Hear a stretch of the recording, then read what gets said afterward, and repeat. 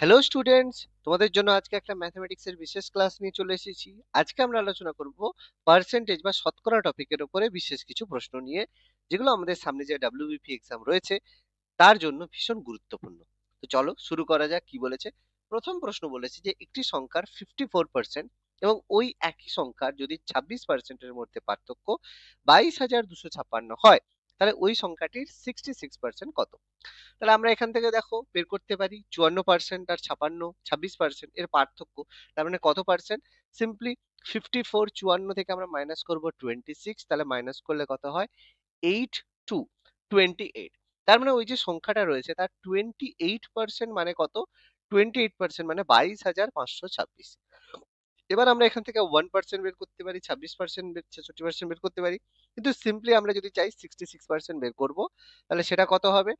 22,256 যে রয়েছে, 526 যে রয়েছে, 28 দিয়ে যদি ভাগ করি 28% পাবো, মানে 1% পাবো। এর সাথে যদি 66 আমরা গুণ করি 66% আমরা কিন্তু পেয়ে যাবো। মানে সিম্পল একটা ছোট্ট ক্যালকুলেশন করলেই কিন্তু আমাদের এই যে গুণ, এটা কিন্তু আমাদের হয়ে যাবে। তাহলে দেখো আমরা প্রথমে কাটাকাটি করি 2, তাহলে 2 দিয়ে কাটাকাটি, 2 একে 2, 2 4 8 14। এবার 2 দিয়ে কাটাকাটি করলে এটা কত হবে? 33 33 হলো। এবার 14 রয়েছে, এটা 14 দিয়ে আমাদের যদি কাটাকাটি করি 2 7 14। এবার এটা 2 দিয়ে কাটাকাটি করলে 2 একে 2, 2 একে 2, 2 2 4, 2 6 12, 2 3 6। 7 রয়েছে, 7 দিয়ে 1 1 2 60 কাটাকাটি করব, 7 একে 7, তাহলে 7 6 42, তাহলে কেটে যাচ্ছে 0 7 9 63। তার মানে আমাদের গুণ করতে হবে 1609, তার সাথে 33 যদি আমরা গুণ করি তাহলে আমরা কিন্তু 66% মানে অ্যান্সারটা আমরা কিন্তু পেয়ে যাব। তাহলে গুণফল কত হবে? 9 3 27, 16 3 48, তাহলে 4827। এটা দুবার গুণ, তাহলে 4827 দুবার হবে, একটা ঘর ছেড়ে, তাহলে এটা হবে 7 9 0 3 5 53097। তাহলে অপশন ডি হয়ে গেল আমাদের অ্যান্সার। তাহলে দেখো কত সহজ প্রশ্ন, আমরা শুধুমাত্র একটু কেয়ারফুলি ঠান্ডা মাথায় ক্যালকুলেশন করলে আমরা কিন্তু পেয়ে গেলাম। ওকে, চলো নেক্সট প্রশ্নে যাওয়া যাক। কি বলেছে? একটি বিদ্যালয়ে ছাত্রছাত্রীদের মধ্যে 76% হলো বালক। একটা বিদ্যালয়ে ছাত্রছাত্রী দুজনেই রয়েছে, তার মধ্যে 76% বালক রয়েছে, তাহলে বাকি রয়েছে বালিকা। বালিকার সংখ্যা বলেছে 204। তাহলে মোট ছাত্রছাত্রীর সংখ্যা কত? এটাও দেখো খুবই সিম্পল। তাহলে বালক যদি 76% হয়, তাহলে বালিকা কত? 100 থেকে আমরা মাইনাস করব, তাহলে কত হচ্ছে? বালিকা হচ্ছে 24%। তাহলে 24% হচ্ছে কি বালিকা, বালক হচ্ছে 76%, বালিকা হচ্ছে 24%। তাহলে এখানে শর্তানুযায়ী কি 24% কথাটার মানেই হচ্ছে 204 জন। এবার মোট ছাত্রছাত্রী মানে কত? 100% এর কথা জানতে চাইছে। তাহলে এখানে 1% কত? তাহলে 100% করলে আমরা বেরিয়ে যাবে 204 ডিভাইডেড বাই 24, তাহলে আমরা এখানে কাটাকাটি করব, ইন্টু 100 করলে আমরা 100% পেয়ে যাব। ব্যাস, এবার আমরা কাটাকাটি করব, আমাদের কাটাকাটি হয়ে যাবে 4 দিয়ে, 4 6 24, 4 5 20, 4 একে 4, তাহলে 51 ডিভাইডেড বাই 6। এবার দেখো, এবার আমাদের কাটাকাটি হবে তোমার 3 3 2 এ 6, তাহলে তোমার হচ্ছে 3 17 3 51, 2 50, তাহলে 100% হচ্ছে 17 ইন্টু 50, তাহলে 17 5 কত হয়? 85 হয়, আর 0 0 0 মানে 850। তার মানে অপশন সি হয়ে গেল আমাদের আনসার, যে স্কুলের মধ্যে মোট ছাত্রছাত্রীর সংখ্যা 850 জন। তাহলে দেখো এতটাই কিন্তু সহজ অঙ্ক, কেয়ারফুলি করতে হবে। চলো নেক্সট প্রশ্নে যাওয়া যাক। কি বলেছে? পরবর্তী প্রশ্নে যাওয়ার আগে তোমাদের প্রত্যেকের জন্য একটা সুখবর। ওয়েট ফর জব থেকে তোমরা কি পাচ্ছ? বিষয়ভিত্তিক এমসিকিউ জিকে, তার মধ্যে রয়েছে ইতিহাস, ভূগোল, বিজ্ঞান, রাষ্ট্রবিজ্ঞান, অর্থনীতি এবং সাধারণ জ্ঞানের এমসিকিউ উইথ এক্সট্রা ইনফরমেশন।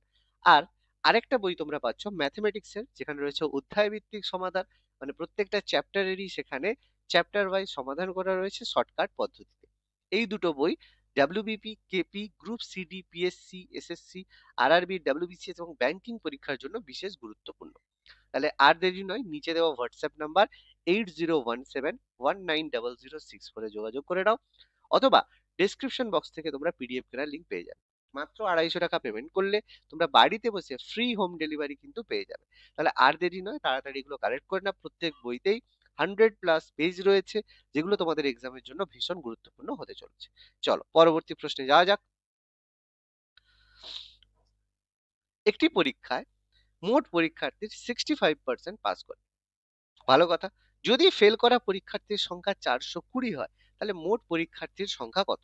এটাও দেখো সিম্পল। 65% পাস করেছে, তাহলে ফেল করেছে কত পার্সেন্ট? 100 থেকে 65 মাইনাস করব, তাহলে সেটা কত হচ্ছে? সেটা হচ্ছে দেখো 35%। তার মানে 35% যে ছাত্র রয়েছে তারা ফেল করেছে। শর্তানুযায়ী আমরা কি জানি যে 35% মানেই হচ্ছে 420 420। তাহলে 100% মানে কত? আমরা আগের অঙ্কটা এইভাবেই করলাম, 420 ডিভাইডেড বাই 35 ইন্টু 100। 100 দিয়ে আমরা গুণ করব, তাহলে মোট পরীক্ষার্থী পেয়ে যাব। এবার কাটাকাটি করব, 5 সাথে 35, 5 5 আষ্টে 40, 5 আষ্টে 40, 5 সাতে 35, হ্যাঁ 5 আষ্টে 40, 5 চারে 20। 7 দিয়ে কাটবো, 7 একে 7, 7 দুয়ে 14। তার মানে কত হচ্ছে? 1200, 1200। তাহলে অপশন বি হয়ে গেল আমাদের অ্যান্সার 1200। খুব সহজ প্রশ্ন ছিল, আশা করি বোঝা গেল। চলো নেক্সট প্রশ্ন কি বলেছে। একটি সংস্থা একটি বিশেষ পদের জন্য 340টি শূন্য পদ রয়েছে, ভ্যাকেন্সি রয়েছে। অভিজ্ঞতা দেখে 15% ইন্টারভিউ দেওয়া প্রার্থীকে বাতিল দেওয়া হয়। শূন্য পদগুলি পূরণের জন্য কতজন প্রার্থীর ইন্টারভিউ নিতে হবে? এক্ষেত্রে দেখো, মনে হতে পারে 340টা শূন্য পদ রয়েছে, 15% বাদ দেওয়া হয়েছে, তাহলে 15% মাইনাস করে আমরা উত্তর বের করে ফেলবো। কিন্তু এখানে তো ব্যাপারটা সেরকম নয়। ব্যাপারটা একটু ভালো করে পড়বে, ভুল এখানে কিন্তু হয়ে যাবে। ব্যাপারটা হচ্ছে 340টা যদি শূন্য পদ হয়, যার মধ্যে 15%কে বাদ দেওয়া হয়েছে, তার মানে ইন্টারভিউতে বেশি পার্সেন্ট দিয়েছে, তাদের মধ্য থেকে আমরা 340টা শূন্য পদ বেছে নেব। তার মানে 340 যে সংখ্যা রয়েছে তার মধ্যে 15% বাদ গিয়েছে, মানে 85। কিন্তু আমাদের তো বেশি, সেই জন্য 100/85 দিয়ে গুণ করতে হবে। যদি কেউ তো 15% কে মোট পরীক্ষার্থী যারা দিয়েছে তাদের থেকে বাদ দিত, তাহলে আমরা 85/100 দিয়ে গুণ করতাম। কিন্তু ইন্টারভিউ দিতে বলেছে, তাহলে 100/85 দিয়ে কিন্তু গুণ করতে হবে। এটা যেন ভুল না হয়, কেয়ারফুলি এটা দেখতে হবে। ব্যাস, এবার আমরা সলভ করে নেবো। 5 দিয়ে কাটাকাটি করব, 5 এ একে 5, 17 5 85, 5 2 এ 10, 0, 17 2 এ 34, 20। তাহলে 20 20 গুণ করলে হলো 400। মানে অপশন সি হয়ে গেল অ্যান্সার। মানে 400 জন ইন্টারভিউ দিতে এসেছিল, যার মধ্যে থেকে 340টা শূন্য পদ কিন্তু বেছে নেওয়া হয়েছে। সহজ প্রশ্ন, বোঝা গেল। চলো নেক্সট প্রশ্ন কি বলেছে। একটি পরীক্ষায় রাজন 76% এবং সোনিয়া 480% নাম্বার পেয়েছিল। পরীক্ষার্থীর পরীক্ষার্থীর সর্বোচ্চ নম্বর ছিল রাজন এবং সোনিয়ার প্রাপ্ত নম্বরের সমান। তাহলে পরীক্ষার্থীতে রাজন কত পেয়েছিল? দেখো সহজ প্রশ্ন, একটু ভালো করে দেখবে। এক্সাম হয়েছে, এক্সামে যে রাজন সে পেয়েছে 76%, আর সোনিয়া বাকি 480। তাহলে সোনিয়ার কত পার্সেন্ট?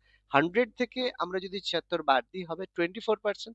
তাহলে 24% মানেই যেটা সোনিয়া 480 নাম্বার পেয়েছে। তাহলে সিম্পলি বোঝা গেছে। তাহলে এখান থেকে বলতেই পারি 1% মানে 20 নাম্বার। খুব সিম্পল, দেখো এক চান্সে বেরিয়ে গেল। তাহলে পরীক্ষার্থীদের রাজন কত পেয়েছিল? দেখো রাজন তাহলে কত পাবে? 76। যেহেতু 1% মানে 20 নাম্বার, তাহলে 76% মানে 76 ইন্টু 2, তাহলে 152, 152। ঠিক আছে, তাহলে 152। কিন্তু 152 তো এখানে 20, তাহলে আমাদের আরেকটা জিরো লাগাতে হবে, তাহলে 1520। অপশন বি হয়ে গেল আমাদের অ্যান্সার। দেখো এতটাই কিন্তু সহজ প্রশ্ন ছিল। ওকে, নেক্সট প্রশ্ন কি বলেছে। একটি ব্যাটসম্যান, প্রত্যেকে ক্রিকেট খেলা দেখো, একটি ব্যাটসম্যান 110 রান করেছিল, যার মধ্যে 3টি 4 এবং 8টি 6 ছিল। তার মোট রানের কত পার্সেন্ট সে দুটি উইকেটের মধ্যে দৌড়ে, মানে রানিং বিটুইন দা উইকেটের মধ্যে করেছে? তাহলে দেখো, সে কি করেছে? 3টে 4 মেরেছে, তাহলে 4 মেরে কত রান করেছে? 3 4 এ 12 রান করেছে। 8টা 6 মেরেছে, তাহলে 8 6 48 রান সে মেরেছে। তার মানে 4 আর 6 মিলে সে কত রান করেছে? মোট 60 রান সে কিন্তু করেছে। দেখো খুব সিম্পল। তার মানে সে 110 রানের মধ্যে 60 রান দৌড়ে করেছে, মানে মেরে 4 আর 6 মেরে করেছে। তাহলে বাকি কত রান সে দৌড়ে করেছে? তাহলে 110 থেকে আমরা 60টাকে বাদ দেব, তাহলে সেটা কত হবে? 50। তার মানে 110 রানের মধ্যে সে 50 রান দৌড়ে করেছে। তাহলে সেটাই আমাদের পার্সেন্টেজ বের করতে হবে। তাহলে 50 ডিভাইডেড বাই 110 ইন্টু 100, এটাই আমাদের বের করতে হবে কত পার্সেন্ট। তাহলে দেখো 0 0 আমরা কেটে দিলাম, তাহলে এটা কত হয়ে গেল? 500 ডিভাইডেড বাই 11, মানে 11 4 11 4 44। তাহলে আমাদের 60 রয়েছে। 11 4 44, 60 রয়েছে।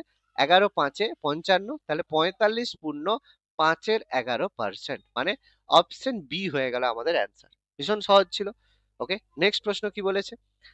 5% কমিশন বাদ দেওয়ার পর একটি টিভি সেটের দাম হয় 9,595 টাকা। তাহলে এর ধার্য মূল্য কত? তাহলে খুবই সিম্পল, কমিশন দেওয়ার পরে যদি এটা হয় তাহলে ধার্য মূল্য নিশ্চয়ই বেশি। তাহলে 9595 এর ধার্য মূল্য যেহেতু 5% কমিশন বাদ দিয়ে, তাহলে 100 ডিভাইডেড বাই 95 কতটা কাটাকাটি দেখো, 95 একে 95, 0 95 একে 95 মানে 10100 মানে 10,100 টাকা। মানে এক্ষেত্রে অ্যান্সার হয়ে যাবে অপশন সি, 10,100 টাকা। এতটাই কিন্তু সহজ প্রশ্ন ছিল। নেক্সট প্রশ্ন কি বলেছে দেখা যাক। রিনার বার্ষিক আয়ের 25% অনুভবের মাসিক আয়ের 75% এর সমান। এটা ভালো করে দেখবে, কোশ্চেনটা কিন্তু ভুল হবে কেন, কারণ এক জায়গায় বার্ষিক আয় রয়েছে, এক জায়গায় মাসিক আয় রয়েছে। এটা যেন ভুল না হয়, পরীক্ষায় ঝটপট করতে গিয়ে কিন্তু ভুল হবে। খেয়াল করবে, রিনার বার্ষিক আয়ের 25% অনুভবের মাসিক আয়ের 75% এর সমান। যদি অনুভবের বার্ষিক আয় 2,40,000 টাকা হয়ে থাকে, তাহলে রিনার মাসিক আয় কত? তো কেয়ারফুলি কিন্তু উত্তরটা করতে হবে, কারণ এখানে বার্ষিক আর মাসিকের কথা বলা হয়েছে, এটা যেন ভুল না হয়। তাহলে আমরা এখানে একটা জিনিস কম্পেয়ার করব। এই যে রিনা রয়েছে, তার আমরা মাসিক আয় ধরে নিলাম x টাকা, তাহলে আমাদের x যেটা বেরোবে সেটাই আমাদের অ্যান্সার হবে। তার অনুভবের মাসিক আয় কত? দেখো, অনুভবের বার্ষিক আয় বলেছে কত, 2,40,000 টাকা। এটা সে 12 মাসে আয় করে, তাহলে মাসে কত আয় করে, 12 2 24, 20, 20,000 টাকা অনুভবের কিন্তু মাসিক আয়। খুব সহজ ব্যাপার, 20,000 টাকা অনুভব মাসে আয় করে, আর তাহলে রিনা মাসে কত আয় করে আমরা বের করব। এবার শর্তানুযায়ী কি বলেছে দেখো, রিনার বার্ষিক আয়, রিনা যদি মাসে এক্স টাকা ইনকাম করে, তাহলে বছরে কত টাকা ইনকাম করবে, 12x টাকা ইনকাম করবে, সিম্পল। তাহলে তার যে বার্ষিক আয় তার 25% মানে 25/100 সমান কত, অনুভবের যে মাসিক আয় সেটা কত, 20,000 টাকা। আমরা বের করলাম তার 75% এর সমান। খুব সহজ, ব্যাস আমরা এখান থেকে দেখো সলভ করে নেবো। তাহলে এখান থেকে এক্স এর মান আমরা পেয়ে যাব, 100 100 বাদ দিয়ে দেবো, 25 3 75 বের করে নিলাম। তাহলে এখান থেকে x সমান কত, x সমান 20,000 ইন্টু 3 ডিভাইডেড বাই 12। তাহলে 3 দিয়ে 4 এ 12, 4 5 এ 20 মানে অ্যান্সার হয়ে গেল 5,000 টাকা।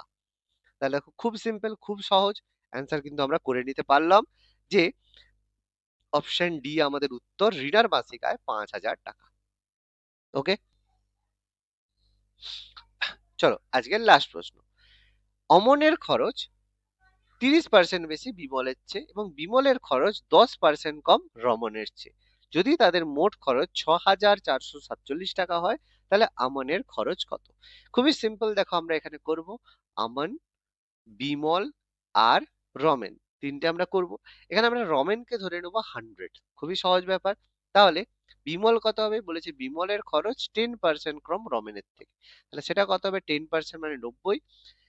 অমনের খরচ বিমলের চেয়ে 30% বেশি, 30% বেশি মানে 90 এর 30% বেশি মানে 90 ইন্টু 113/100। খুব সহজ, 0 0 0 0 কেটে দেবো।